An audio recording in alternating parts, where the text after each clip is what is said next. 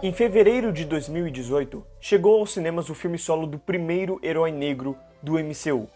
Herói este que já havia sido apresentado no filme Capitão América Guerra Civil e que agora estava ganhando a chance de provar o seu valor, de ser um herói que não só conseguia roubar a atenção no pouco tempo de tela que ganhou, como podia roubar a atenção do público por volta de 2 horas com a sua própria história.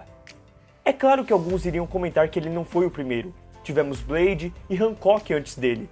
Mas acontece que o Blade é um anti-herói. Ele não necessariamente é alguém para se inspirar. E a faixa etária de seus filmes não ajudavam para que as crianças pudessem apreciar algo. E tem o Hancock, que bom, é mais calcado na realidade. Não é para todos os públicos e nem adaptação de quadrinhos é também. Black Panther chegou às telas de cinema com um propósito e lacrou. Conquistou o público e a crítica por trazer uma direção mais autoral, um novo universo que dá gosto e interesse de ver, uma cultura que honra e representa aqueles que têm como alvo. Além de apresentar um novo super-herói que já estaria inspirando milhares de crianças que poucas vezes tiveram alguém tão legal para poder fazer isso. É claro que diversas pessoas não concordam, acham que o filme é superestimado. Mas eu não. Eu estou aqui para falar de um filme que me marcou quando eu vi nos cinemas, que me levou a rever mais 4 vezes fora de casa e que eu revi recentemente para poder fazer este vídeo. Porque eu precisava entender o que tinha de tão especial nessa obra, além do óbvio. E eu entendi. Antes que eu prossiga, devo ressaltar que o vídeo não é baseado apenas no que eu penso, mas em tweets do Gabriel Casais e do Levi Ferreira que me inspiraram e concordei com cada tópico descrito por eles. Mas é claro que do meio pro fim, é mais eu mesmo. Pantera Negra apresenta determinados fatores importantíssimos para ele como um todo que o fazem crescer acima do comum.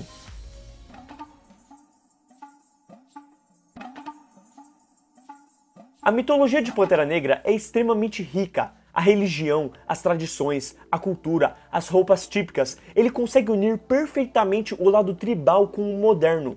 O seu belo início com a criança já perguntando o significado do que eles têm e a explicação já nos faz reconhecer esta nação como a mais avançada do mundo, sendo a melhor que há entre a magia e a ciência, o futuro e o passado. A ambivalência perfeita, trazendo o uso da tecnologia a favor de seu povo. E esse sucesso só existe graças à igualdade estabelecida ali. Todos são tratados como iguais, há um respeito mútuo em cada tribo, e até mesmo aquela mais discriminada não deixa de ter o mesmo nível de poder que as outras. A própria forma como o branco é tratado no reino de Wakanda, pode ver que ele nunca sofre preconceitos. As pessoas são justas, elas ajudam ele e deixam ele ficar lá. Mas isso não significa que gente como o Bucky ou o agente Ross possa se meter nos assuntos deste reino. Principalmente quando pessoas como eles já se meteram demais na vida dos negros durante toda a história humana. You cannot talk!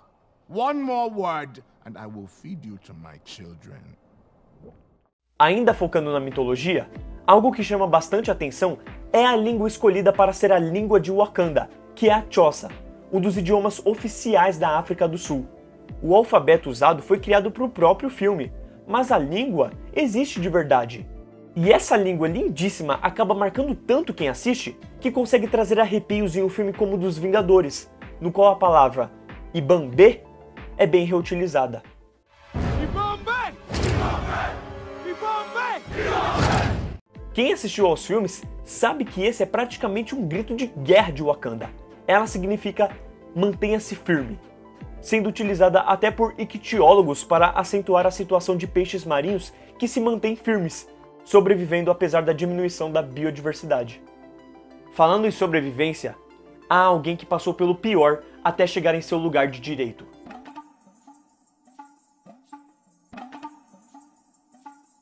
De acordo com a narrativa que se enxerga dando mais atenção, a mãe de Killmonger foi presa por fazer parte de um grupo de militantes negros contra a violência policial. Por isso, o pai de Killmonger acaba organizando sua fuga no começo do filme, já que iriam transferi-la para a penitenciária. Só que aí, o pai do T'Challa chega e impede isso, então a mãe não é salva e acaba morrendo na prisão, levando a Killmonger a perder tanto o pai quanto a mãe em sua infância. Por essa apresentação, facilmente já seria possível compreender o lado do antagonista, mas a obra vai além e foca em uma luta maior, a luta que um Jobu já buscava combater e que seu filho apenas prosseguiu, a luta contra o racismo e a escravidão, buscando entregar armas wakandanas para combater os opressores de frente, o que torna esta motivação extremamente válida, já que diferente de T'Challa, que cresceu em um berço de ouro, tanto o pai quanto o filho viram o pior do que a América tinha a oferecer. Acontece que nessa, a boa índole escapa pela culatra, quando a igualdade não faz parte deste objetivo, e sim a ideia de oprimir o opressor. Infelizmente, isso leva a uma guerra e o primo do protagonista morre, ainda nos marcando com uma frase de emocionar e cair o queixo. Just bury me in the ocean with my ancestors that jumped from the ships, because they knew death was better than bondage. Todos os personagens negros do filme têm uma motivação que se compreenda. O único que acaba sendo um completo nojento é o Klaue, mas seu propósito para a jornada acaba sendo curto. Já M'Baku acaba sendo a maior surpresa de Pantera Negra. O seu caráter e o laço amigável que estabelece com T'Challa veio para consolidar uma Wakanda mais integrada, fugindo dos governos anteriores que eram bastante segregacionistas, tanto internamente quanto externamente. M'Baku é extremamente orgulhoso, mas é um dos personagens que tem maior coração no filme, e boa parte da compaixão do filho do rei em deixá-lo vivo agrega para seu auxílio ao final do longa. Mas acima dele, tem o maior auxílio do protagonista e de Wakanda que merece ser destacado.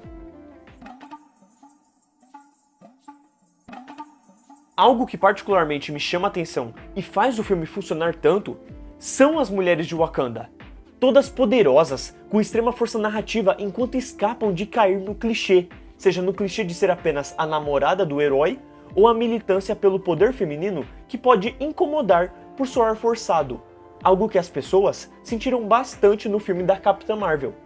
A mãe de T'Challa é a rainha neste momento, enquanto o filho não assume o trono, ela comanda o seu reino. Ela é a matriz e a força do protagonista, sempre impulsionando o filho a ser quem ela sabe que ele pode ser, enquanto precisa lidar com a perda do próprio marido. Quando seu filho parece ter morrido, ela escapa em busca de ajuda, mostrando força para pedir ajuda de alguém que não confia, ao mesmo tempo que nunca se curva para este, ou qualquer um que a confronte. A Nakia é um interesse romântico de T'Challa, mas ela nunca se torna essa pessoa que precisa de ajuda, que precisa ser salva ou que vai servir de conquista para o protagonista. Ela tem a sua própria causa, ajudar aqueles que não moram em Wakanda, a ponto de ter saído do reino e terminado com um herói para isso. Ela retorna pelo apreço que tem ao ex e se mete em uma encrenca que tanto a interessa como acaba levando ela à vingança pela aparente morte do falecido rei. Nakia rouba pelo menos uma flor que poderia trazer a essência do Pantera para alguém, e por mais que pudesse ser para a rainha ou a irmã de T'Challa, poderia muito bem ser para ela assumir o posto e vingar o seu amado. De qualquer modo, ela acaba auxiliando na guerra, mas acima de tudo, ajuda o protagonista a evoluir mentalmente a ponto de sua decisão ao final da obra se basear no que ela pensa. A Shuri é a mais tranquila entre as mulheres, mas ainda é uma parte importante do trajeto, pois é a sua inteligência que auxilia o reino de Wakanda a prosperar, que leva a melhora no uniforme de T'Challa e que traz uma função para o agente Roster no combate. Shuri serve de composto para o retorno do herói com o uniforme, mas também de motivação para a palhaçada acabar e ele enfrentar de vez o seu oponente. Por fim, temos a mulher mais marcante da obra, a parceira do rei, a chefe das Dora Milaje, Okoye. Okoye é apaixonada por Wakanda. Apesar de amar T'Challa, o seu compromisso é com o trono. Apesar de amar o seu esposo, o mataria sem hesitar pelo bem de seu reino. Temos aqui uma mulher íntegra, que respeita a tradição, mesmo discordando. Ela continua determinada, mesmo com o ódio em seus olhos pelo novo rei. E ela se mostra empoderada, ao mesmo tempo que acaba soando rude, por ter noção de que a sua sabedoria está acima de homens que atiram em um carro à prova de balas, ou de que ela a representação da força dos wakandanos, consegue impedir um rinoceronte de atingi-la. Ela é uma inspiração do que uma mulher gostaria de ser e do que um homem adoraria ter ao seu lado para confiar e guerrear. E isso acaba sendo, particularmente, o que eu mais adorei quando eu vi Pantera Negra. Essa exata sensação de que aqueles personagens, aqueles atores que devem ter sofrido racismo em algum momento de suas vidas, transmitiam um lado superior de ser. Você olha para Wakanda, as Dora Milaje e o Rei, e você sente uma onipotência, uma aura que já havia sido apresentada em Capitão América Guerra Civil, que ganha potência neste filme e dispersa em todas as próximas produções da Marvel. A primeira cena de Wakanda em Guerra Infinita arrepia só de voltar para aquele lugar. A participação das Dora em Falcão e Soldado Invernal empolga por sabermos que a presença delas vai deixar toda a situação mais importante. Além de que, quem estiver contra elas, definitivamente estará ferrado. E a volta dos mortos de T'Challa em Ultimato nos emociona, pois ele é o primeiro a chegar e nos trazer esperança, por conta de sua postura, do seu olhar e de sua jornada, que tivemos o prazer de acompanhar até ali. E isso acaba sendo algo muito importante, né? Entre todos os personagens do MCU, os primeiros a retornarem dos mortos aos nossos olhos são o Pantera Negra, a Shuri e a Okoye, o que escancara a importância da obra, da representatividade e da força que eles ganharam. A visibilidade que esses personagens tiveram no filme com a maior bilheteria da história é impagável. Mas retornando ao filme e ainda falando desses personagens, precisamos citar a parte mais incrível nesse filme, que é o T'Challa aprender com todos os personagens, inclusive o vilão, Killmonger. Diante do que foi visto no terceiro filme do Capitão, ele já teve uma jornada contra a vingança e isso repercute quando ele dá a oportunidade de um Baku sobreviver. Entretanto, ele ainda vê as coisas como um rei, onde o seu domínio é o que importa e as mudanças que busca trazer estão a favor de beneficiar os que vivem ali. Mas o restante da obra traz aprendizado para ele. Sua mãe busca que ele traga sabedoria em seus atos. Sua irmã mostra que ele sempre precisa estar com a perspectiva de que mesmo quando as coisas estão ótimas, elas ainda podem ser melhores. Sua parceira mostra que ele precisa ter noção de que não pode resolver tudo sozinho. Seu amor esclarece que tem pessoas afora da mesma ancestralidade que precisam de ajuda. E o seu pai mostra que um rei pode errar, mas não deve ficar preso aos seus erros. Algo que T'Challa diz não permitir mais em uma das cenas mais emocionantes do filme. You are wrong! All of you are wrong! To turn your backs on the rest of the world! We let the fear of our discovery stop us from doing what is right. No more! Pantera Negra é um filme com uma ideia simples, mas uma execução poderosa. A jornada de herói que se encontra no roteiro vai do filme do Homem-Aranha até uma animação como Irmão Urso e Rei Leão. Entretanto, a identidade criada aqui é o que diferencia de todo o resto. O figurino e a maquiagem dos wakandanos, a direção de fotografia que enche os olhos e a trilha sonora dão o tom para um filme que pode ter suas falhas, mas essas falhas se perdem quando olhamos para o todo. Em especial, a composição sonora agrega bastante na criação de identidade para os personagens e o filme de Ryan Coogler, que foi criada pelo Ludwig Göransson. Ela traz o uso de instrumentos africanos, uma sonoridade diferente e a linguagem africana de modo que marque a sua memória. Há um lado tribal utilizado para trazer a sensação de soberania que os wakandanos têm perante aqueles que os rodeiam. Há uma maneira épica de se repetir o nome do protagonista para torcer por ele e nos empolgar com sua presença. Há também um som mais dramático que apresenta uma emoção poderosa de sentir aquilo que está acontecendo. E por fim, há aquela sonoridade vocal que remete ao ciclo da vida de O Rei Leão, que nos leva à África, que nos apresenta a particularidade daquela cultura, na qual você pode achar cômico, achar interessante, algo diferente do que você está acostumado a ouvir, ou pode simplesmente imergir naquilo, sentir aquelas falas que você não vai entender o que está sendo dito, mas irá enxergar a beleza nela. Isso é Pantera Negra.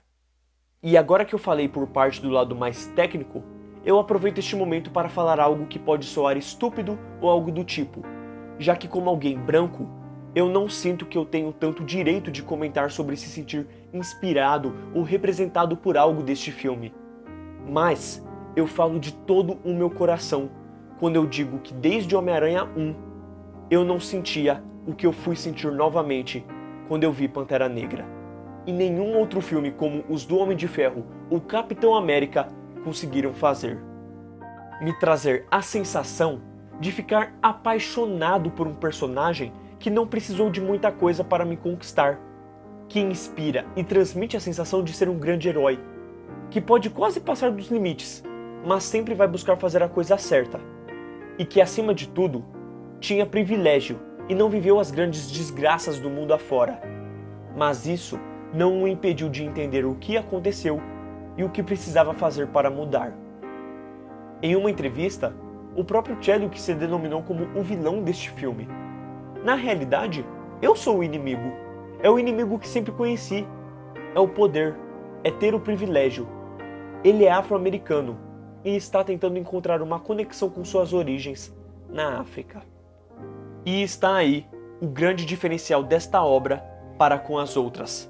Não é só na arte ou no som. É em seu protagonista, em Chadwick Boseman. Não vou mentir, essa não é a melhor interpretação dele. Acho que ele peca um pouco no lado dramático. Mas ele tem um brilho no olhar, um sorriso e uma imponência que consegue conquistar e prender em apenas 5 minutos de tela. O ator traz uma natureza selvagem em sua voz que desperta o sentimento de concordância rapidamente.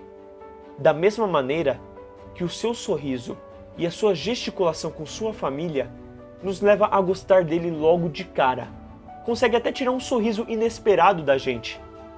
Tem algo até mesmo em seu sotaque e o modo de falar que consegue ser prazeroso de ouvir. Algo que a animação What If esclareceu mais ainda.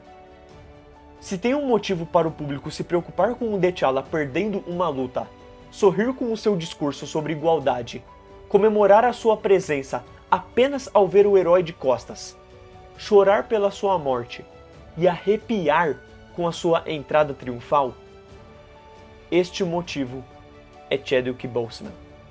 Um homem que teve a ajuda de Denzel Washington para alçar na carreira, que pregava sempre ações corretas para com as pessoas, que fazia questão de visitar crianças doentes e que fez questão de esconder o seu câncer de cólon por 4 anos, apenas proporcionando o máximo que podia de seu talento e de sua representatividade, até porque este era parte de seu objetivo: interpretar negros importantes, marcantes e vencedores, para mostrar a todos que haviam pessoas e personagens negros que fizeram mais do que apenas serem oprimidos.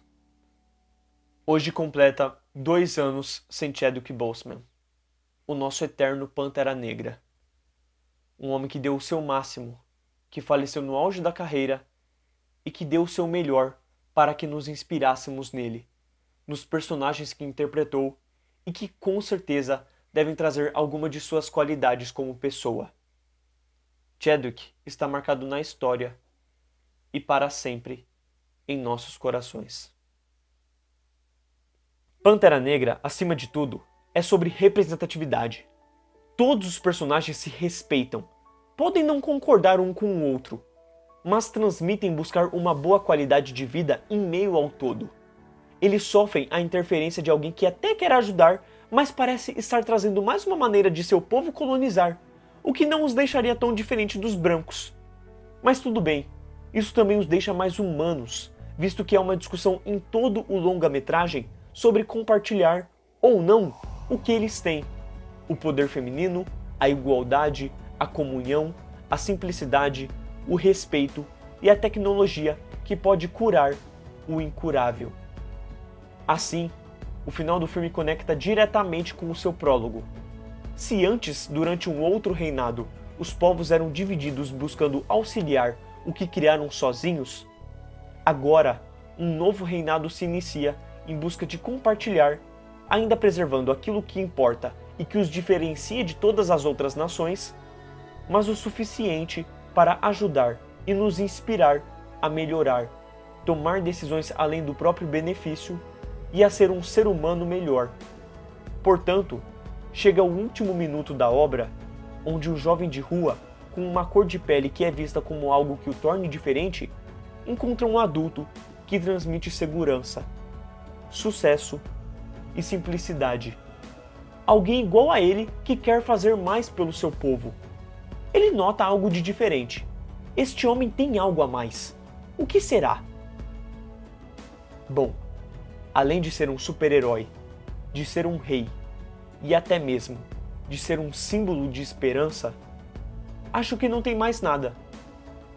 Ele é apenas igual a você.